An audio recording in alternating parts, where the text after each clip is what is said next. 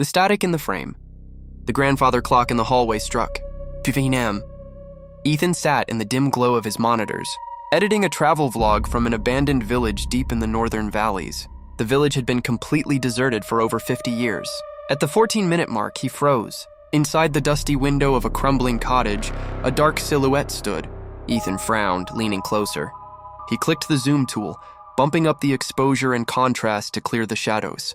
The image sharpened and his breath hitched. It wasn't a trick of light. It was a person, unnaturally tall. Its neck snapped at a sharp, painful 45-degree angle. But where its face should have been, there were no features. Only a shifting, chaotic patch of blurry, pixelated smudges, like the black and white static of an old analog TV. Suddenly, a violent chill swept through the room. On his screen, the timeline cursor was completely paused at 14:02, yet the static-faced figure was moving. It glided forward, pressing its tilted head right against the glass from inside the monitor. The digital distortion began to bleed out, crawling across the editing software like a virus. A low, vibrating hum filled the room, rattling the desk lamp. Panic surging, Ethan slammed his thumb onto the desktop's power button. Nothing happened. The fans only whined louder. On the screen, the cottage door creaked open.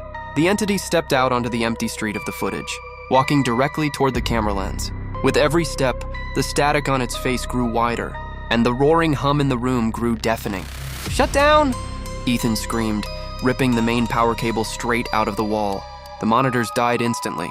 The room plunged into pitch blackness and absolute suffocating silence. Ethan sat in the dark, his heart hammering against his ribs. He took a deep, trembling breath, trying to rationalize the glitch. Then, his eyes locked onto the glossy black screen of his monitor, acting as a dark mirror in the moonlight. In the reflection, right behind his chair, standing in the pitch-black corner of his own bedroom, was the tall silhouette. Its neck was tilted at a broken angle. Ethan turned to stone.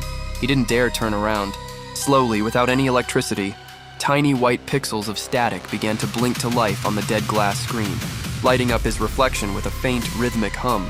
The cold whisper of static was coming from directly behind his neck.